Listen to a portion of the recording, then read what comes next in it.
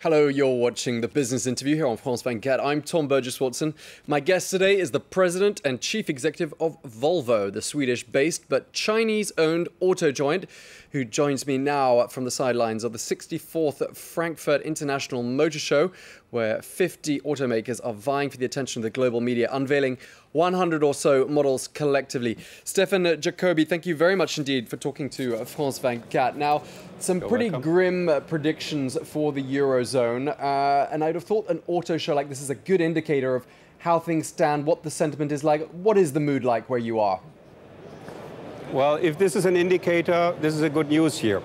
I think the entire automotive industry here in Frankfurt stays positive and optimistic. And from the Volvo point of view, we had a very good start into 2011 with a growth of more than 21%. We are the fastest growing luxury and premium brand globally. And we are positive that we can continue with this very good sales trend in the next month. That does not mean that we are not watching carefully the markets and observing what happens in our showrooms. All right, and presumably you were at the Frankfurt Auto Show last time, back in 2009, and I'm assuming the mood is a little bit different this time around. Absolutely. I had been here also in 2009, even 2007 hadn't been that optimistic. I see a very positive attitude of all competitors here, and we are also very, very positive for the long-term perspective of the automotive industry. And is it fair to say the financial woes of the American car giants has sort of seen the balance of power shift with the must-see auto industry salon becoming Frankfurt and somewhat eclipsing Detroit? Well, I don't like to make competitions between auto shows. We have three big market areas, China, North America and Europe. Both are even. It doesn't matter who is the number one. I'm pretty sure that China pretty soon will be obviously the number one market in the world with, I don't know, 1.3 billion consumers. That makes sense, obviously. So we should not go into competition. Detroit makes this sense because it's the very first impression in the new year of where the auto industry is going. But Frankfurt, of course, is a highlight as well in the middle of the year, in the center of the German automotive industry, to see really where the competition is. And as you say, your future is so closely tied to China, and not least because you're 100% owned by Zhejiang Geely Holding Group, and then that's precisely the market you have said is firmly in your sights. Well, first of all, I think we have shown the world about the understanding and the willingness of the new shareholder to develop Volvo cars. We have managed a tremendous turnaround last year with a turnaround of almost $1 billion. We could maintain into profitability. We are writing positive figures since 6 quarters now. We are growing with our sales. We are growing with our market share.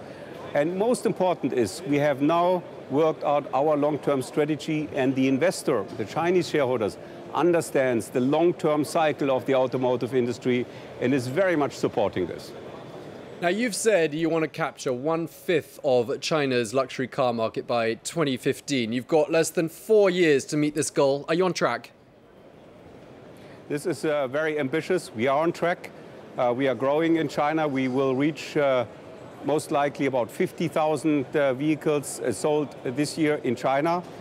We are establishing our industrial footprint in China. We are ongoing in construction of our first plant in Chengdu at the Sichuan province.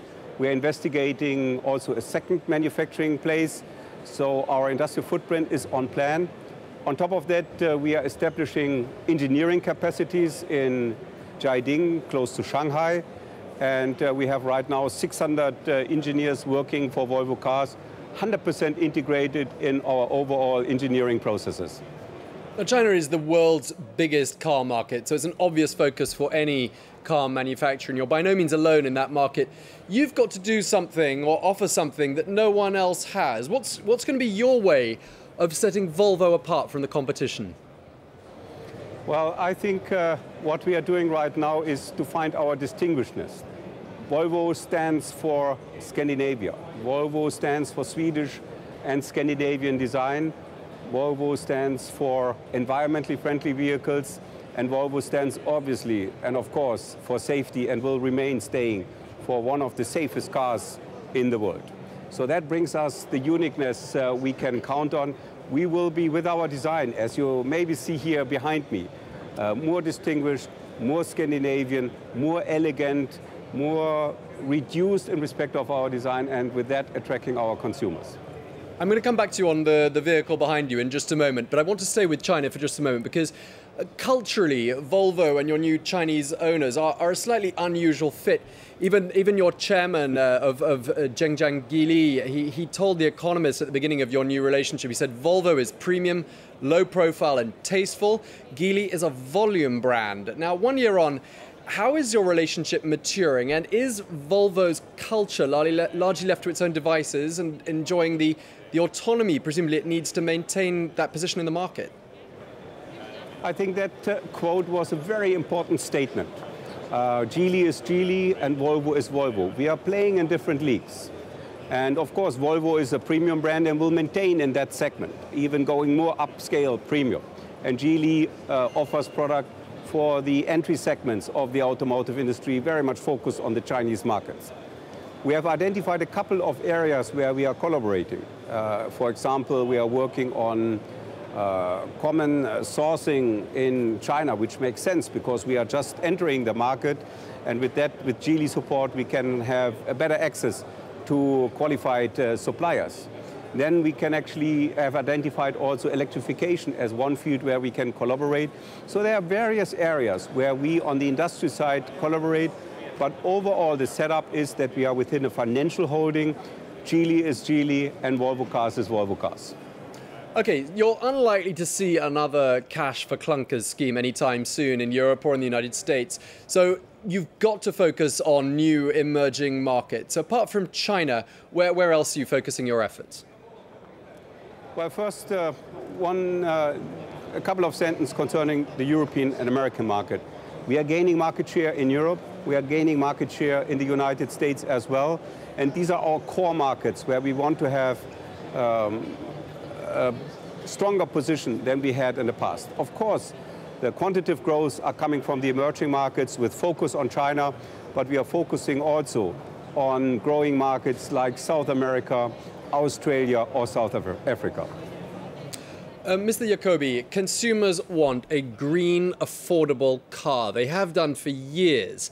What's Volvo doing in this area? It seems there's so many hurdles and the progress seems so slow in the industry as a whole. Where are we?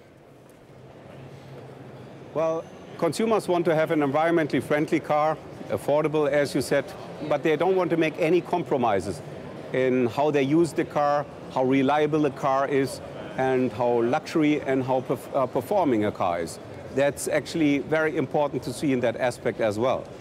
And I don't agree with you that we are not making progress. I think the entire industry is doing significant progress in offering environmentally friendly vehicles.